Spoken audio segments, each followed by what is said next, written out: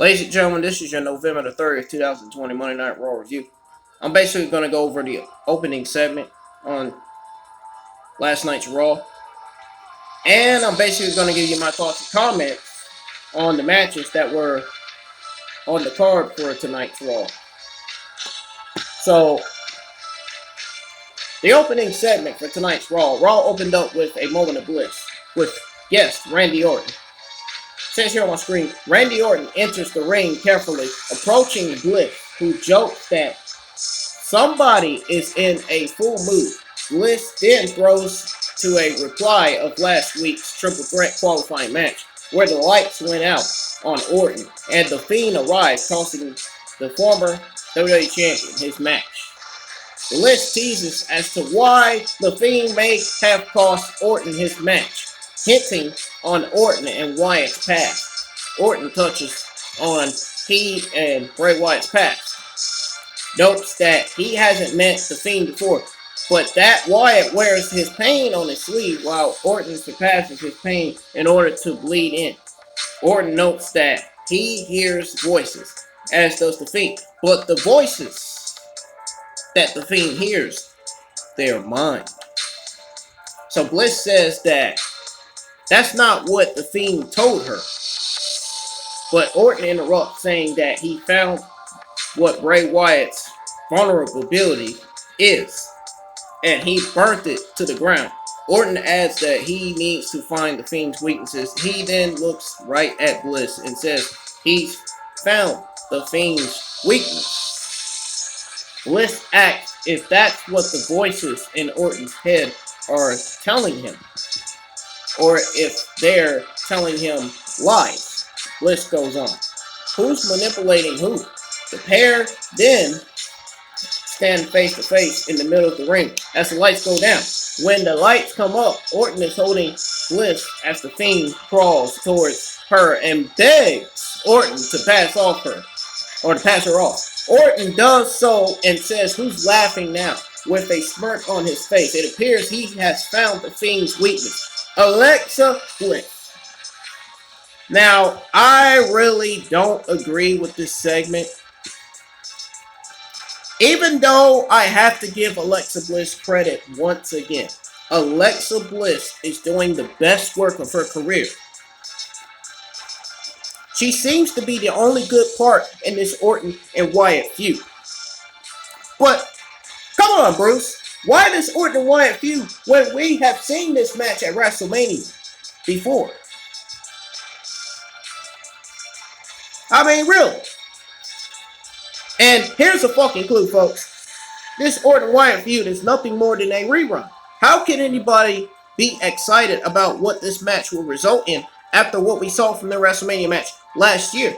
This Orton Wyatt feud will not succeed now, folks, and it will not succeed then. Now, Jeff Hardy versus Elias. Folks, here's my thoughts and comments on this match. So, the more this feud between Elias and Jeff Hardy continues, the more boring this match got. The dumber Elias looks every week. I mean, why was this still going? I don't understand it. We've already figured out who ran down Elias. We already figured that out. He's a complete dumbass to believe. Honestly. You gotta ask Bruce. Like, Bruce, why are you continuing this Jeff Hardy Elias feud? Nobody gives a shit about this feud. Nobody, most importantly, gives a shit about this Sympathy of Destruction match. Not to mention, this is the second time in a row we've seen this match. Really? What the fuck? It makes me question, what the fuck are you producing or writing? Really?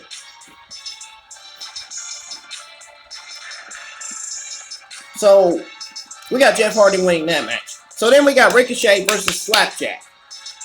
This is where I really got pissed off. So Ricochet was buried once again, folks. He was buried once again in his match against Slapjack. The match didn't even last long. It was only 1 or 2 minutes. Once again, folks, WWE just basically wasted Ricochet on TV for absolutely no reason. Goes to show how fucking mental Vince McMahon and Bruce are. Goes to show how mental WWE creative is too. Yeah, you didn't think I wasn't gonna say that one, did you?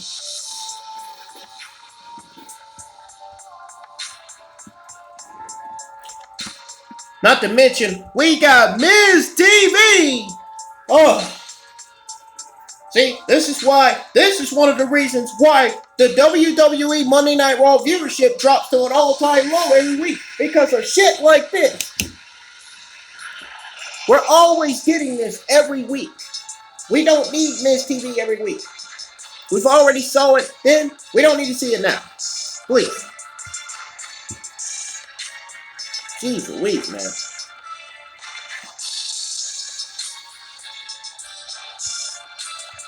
So that Miz TV segment, folks. Basically, they were back live for Miz TV. The Miz says he was able to make some phone calls and get an exclusive interview with Sheamus. Who fucking cares? Who's in action later tonight, teaming with Drew McIntyre against Miz and Morrison. Sheamus enters. There was some awkward banter before Miz finally gets to the point, dissecting Sheamus and Drew's relationship. Miz is trying to plant seeds of dissension after Sheamus, after Sheamus gifted Drew his family chest and got nothing in return. So basically, Sheamus says it was Drew's family chest and that he doesn't need anything in return as the pair go way back. So then Miz tells Sheamus that Drew should have gave him a title shot since they're best friends. He adds that he would give Morrison the first shot if he was champion. Miz then goes on trying to get Sheamus to turn on his partner tonight so that he can cash in his Money in the Bank contract, I'm guessing. Sheamus isn't having any of it, but Miz gets serious, asking him when the last time was that he held the WWE Championship and mocking how short his run from 5 years ago. So then Sheamus stands up and is pissed. So then he throws shots at Miz. He throws shots at Miz and Morrison. But Miz uses his briefcase to bring down Sheamus, hitting him twice in the back, and that was the end of the segment. So basically, that was it, folks. That's all we got out of that. I don't know why we got this segment. I don't know why we got this segment in the first hour of Monday Night Raw. This was a first hour. This was a absolute fucking waste of everybody's time watching this Miz segment. It really was. I mean, honestly, please welcome the man who causes fucking ratings to drop even more and people to change the fucking channel. The Miz. Make sure you want to pick up my remote control, change the channel right now. Jeez. Folks, you know the Miz who won Money in the Bank because Otis was doing nothing with it. But what's the Miz done with it? Oh, that's right. He's become what Otis was. And also, what's the Miz done with it? Nothing. Yeah. I'm moving on. So, Lana and Asuka versus Shayna Baszler and Nia Jax. Who really gives a shit about this 2-on-2 tag team match? I mean, really. Someone please tell me again why the women's tag team titles still exist, man. They have no legit teams in this women's tag team division, man. No legit teams to challenge them whatsoever. Also, folks, don't forget, they're supposed to float between the 3 shows. and Dave rarely appeared anywhere besides Raw.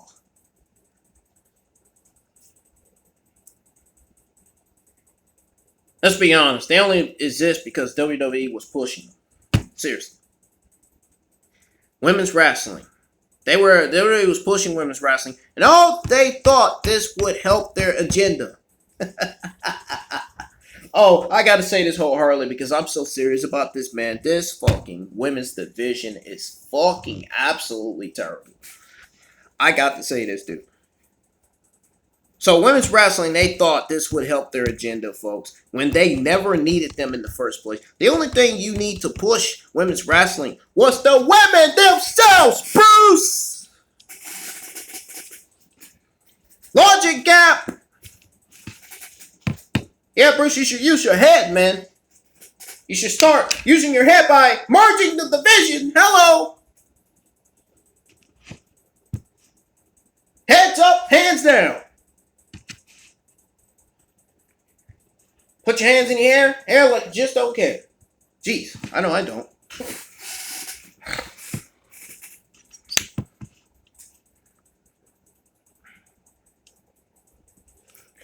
Not to mention, oh man, not to mention Lana picked Shayna Baszler. One of the worst. Shayna Baszler suffered one of the worst fucking losses on the main roster. You gotta be kidding me, Bruce! Oh man.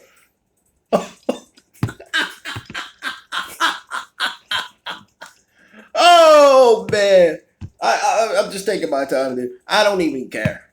I'm taking my time at this point, dude.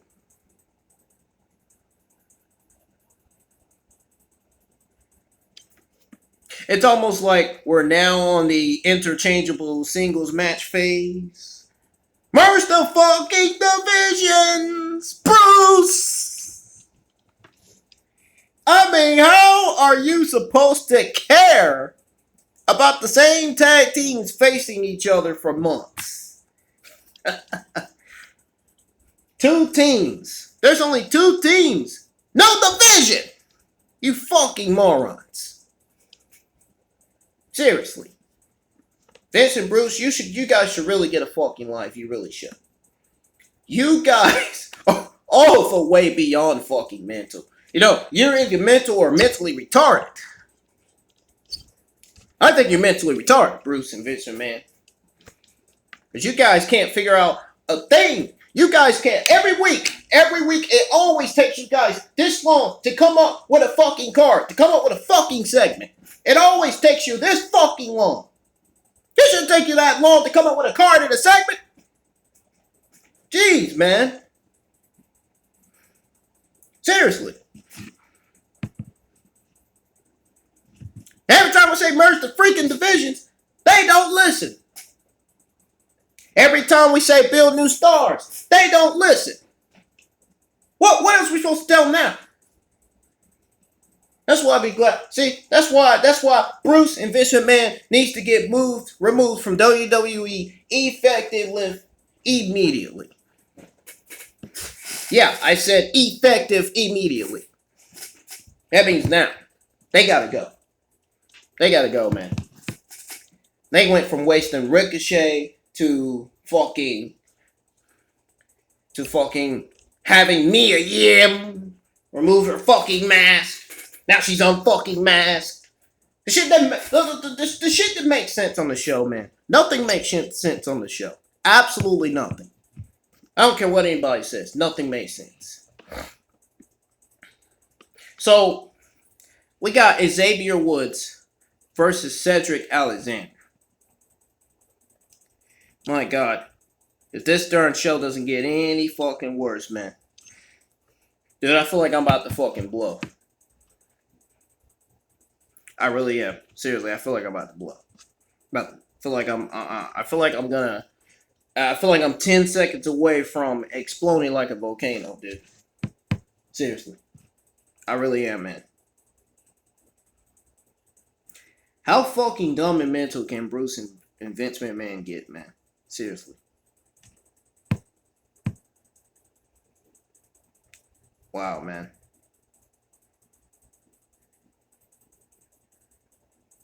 And then there was news. On top of that, there was news on WWE forced to make changes to Raw this week that were well beyond their control. If that doesn't tell you how bad this show sucks, I don't know what else to tell you, man. If that doesn't tell you how completely bankrupt WWE is, then something's wrong with some of you fucking IWC geeks in the community. Oh, and speaking of you IWC wrestling geeks in the community, which I'm actually gonna mention at the end of this review.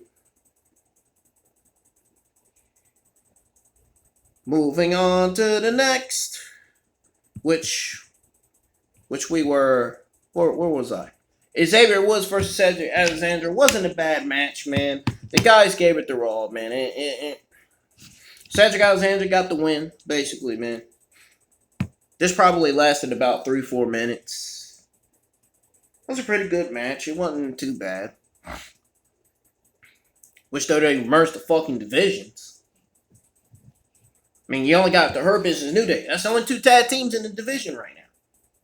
Like the Raiders. Hell, they're probably going to be split when they make their returns. When Ivar returns, hey, they're probably going to split Ivar and Eric. If they do, they're even more dumber than we think they are.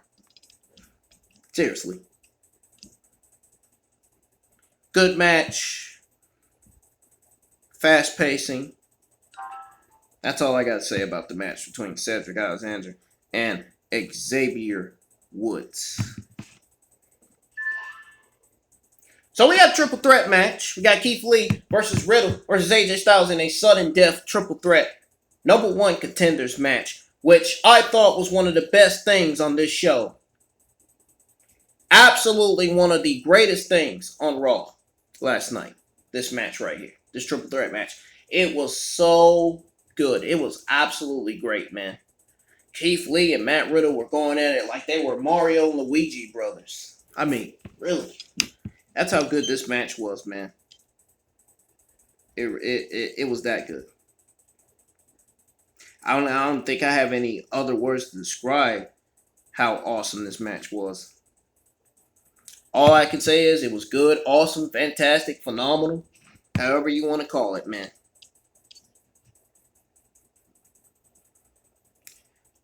But still, it was a great triple threat match, minus Riddle just standing there like a little dumbass. I mean, at the end. I mean, even though he's not, but even though he's not a dumbass, he stand there like one.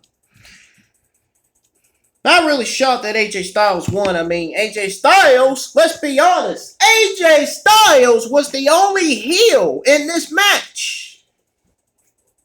And then you wonder why I question, why would they book a heel AJ Styles versus a heel Randy Orton? Oh, man. It goes to show how fucking management fails every week, man. Goes to show how dumb management is when it comes to booking shit like this, man. But anyways, not really shocked that AJ Styles won. WWE went with the bigger money match. Nothing to be shocked there. I mean, you had no choice. AJ Styles was the only heel. Would have been the only opponent for Drew McIntyre anyway. He's a heel. Drew McIntyre's babyface. A babyface versus a babyface wouldn't make sense anyway to begin with. It makes no sense to have Matt Riddle and Keith Lee win, even though I wish they did. Even though it's not their time yet. Future champions. They're both going to be future WWE champions, but not yet. Not yet. I don't think there's this time to be champions yet.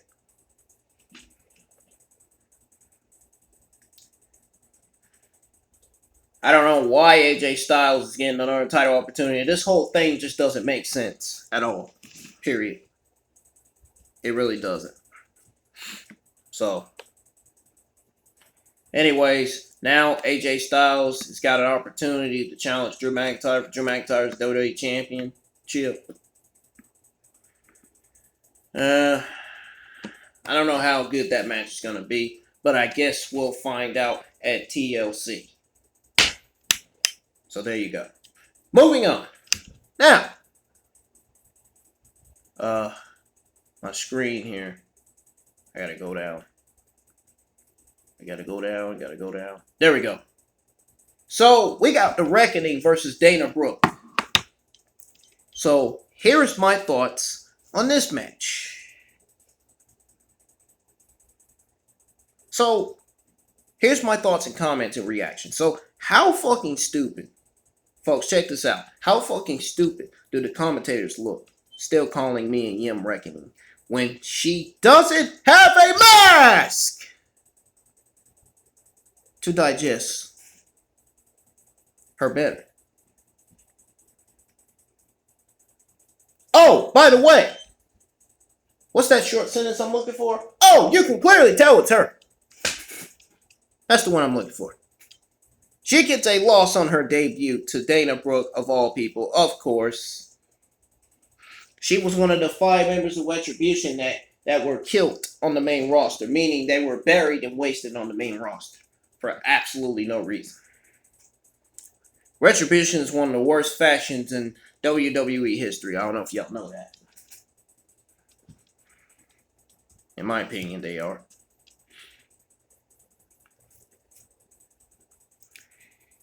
Folks, WWE is continuously making Retribution a joke. I cannot, and I gotta be the one to tell you, I feel absolutely fucking bad for Retribution. I'm serious. I really do. After seeing that, man. Wow. What a embarrassment to Mia Yim, man. Of all people.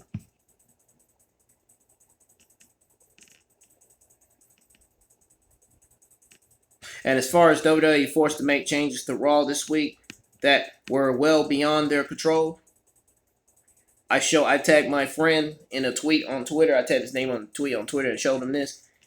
And this is what he had to say. And I was absolutely going to tweet the same comment as him. Ain't that something? Me and him thinking on the same page. He said, and I quote, "They never learn. If you're going to make changes to do well before the show, not at all. Not at the last minute. Even if they were supposedly well beyond their control. Fucking garbage." I absolutely agree with Justin, man. He's one of my first YouTube moderators for my live streams and stuff. You know, moderators, you know, if somebody comments something inappropriate, I'm tell one of my moderators to get that motherfucker out of my chat. Yeah, that's what the moderators are. They're supposed to moderate people's inappropriate messages on there. You know what moderator is, so I ain't gotta tell you. But I absolutely luckily he replied with the tweet before I did, because I was going to reply the same tweet. I was going to say the same tweet too. But yeah, they never learn, man. And I'm going to say this too. This time I'm going to say this because I'm serious about this. If you really are going to make changes to do them well before the show, not at all at the last minute, even if they were supposedly well beyond their control, then why would you book garbage week after week after week after week? Why? Are you trying to lose audience? Are you trying not to generate ratings? Are you trying not to boost up your Raw viewership? I mean, really? I don't understand. I don't understand WWE and WWE Creative. I just don't understand, man. Definition of creatively bankrupt right there, man.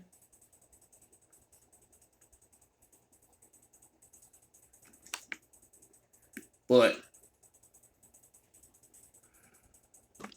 yeah, the match between Dana Brooke and Mia Yim to me just didn't make sense.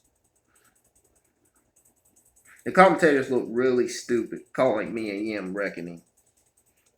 They really did. No doubt about that. Her debut loss wasn't no shock.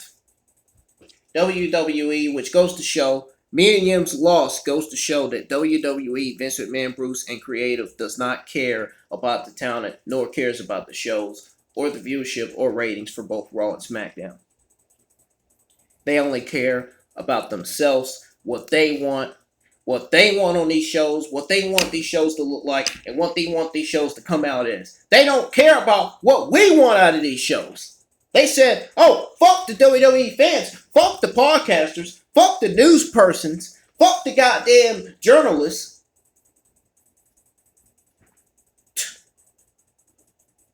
They said, forget all the WWE fans. We're gonna book these shows like how we want to fucking book them.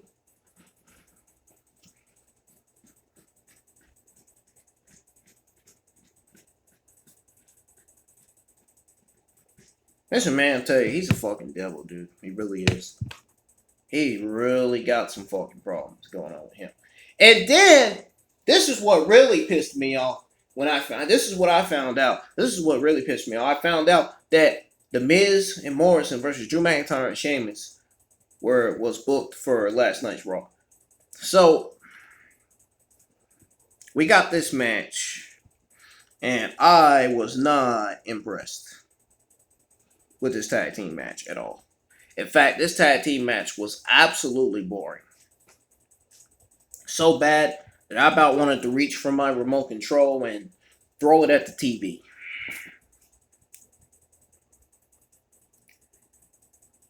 So here's my thoughts and comments, which my comments are the same as my friend's comments on Twitter. He tweeted out his comments and thoughts on the match, and I had the same comments and thoughts, so I'm going to tell you what they are. So, folks, check this out.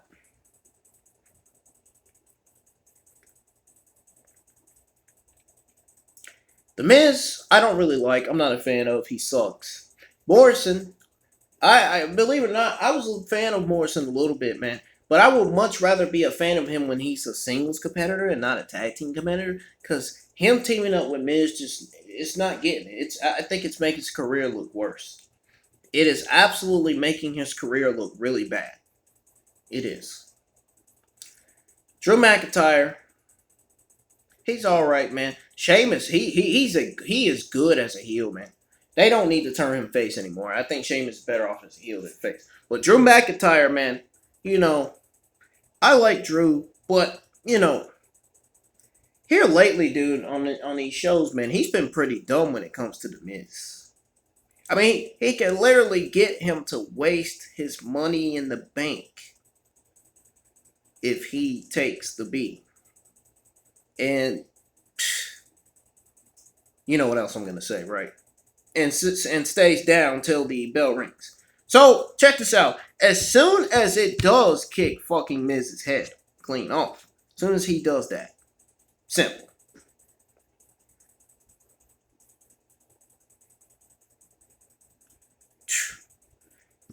Man.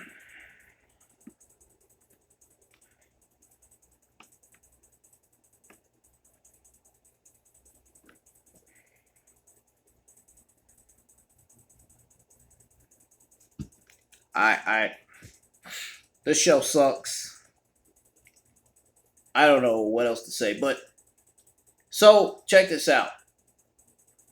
Before the show even went off air, AJ wanted Miz to cash in his briefcase so that he can face him instead of Drew.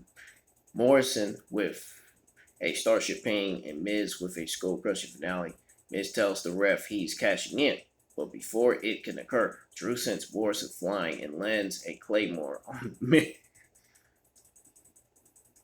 I'm just laughing at how embarrassing this fucking show is. Anyways, it's just AJ and Drew in the ring right now. So, before Drew or AJ can do anything, a moose grabs AJ, who says that Drew is a lucky man. End of program.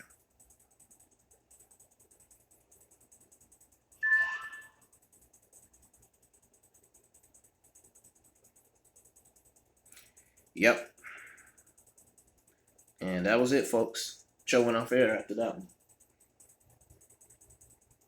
Obviously, you know why it's quiet here. Because I in my 20 years as a fan, I'm just absolutely embarrassed. I'm absolutely disappointed in Vince, Bruce, and Creative. like I always was, like I always am every Monday nights. They are not writing these shows right, and neither are they producing these shows right. How are you going to generate audience giving us this garbage like this? You're not going to generate audience giving us garbage. If you can give us better shows, maybe you'll get more audience. Hey, Bruce and Vince McMahon, hello. The more garbage we get every week, the less audience you get, the less audience you lose. So, Bruce and Vince McMahon, it's got a lot to think about here. If Bruce and Vince McMahon wants to keep their jobs, they better start bettering these Raw and SmackDown shows effective immediately, or a lot of people are going to find out, and they're more than likely both going to get fired. Bruce is going to get fired as executive director. Vince is going to step down. Which I hope they both get removed. I do, seriously. Folks, we basically got a 3-hour waste of a terrible show. Actually, my version, I'm going to tell you my version of 3 hours. We got a 3-hour waste of nothing legitimately matters. Like I said before, I'm saying it again. Nothing legitimately matters on this show, folks. Nothing important. Just the same bullshitting garbage we get every Monday nights, folks. And you know what? That's going to do it for your review, believe it or not. Last but not least, I just want to say I am sick to death of Miz and Morrison, especially in a ring with Drew McIntyre. This Drew McIntyre hooking up with Miz and Morrison shit constantly needs to stop, dude. This needs to stop. Why is Drew McIntyre feuding with Miz and Morrison? Miz and Morrison are a tag team, right? So why aren't they in the back of the line? You know, why aren't they? I don't even know how to say it, dude. I just don't. But I'm gonna forget it. I'm sick to death of Miz and Morrison, especially in the ring with Drew McIntyre. It's sickening. It's disgusting. It's terrible. It's not helping the viewership, nor the ratings. Miz TV's making the ratings look worse, dude. Every week.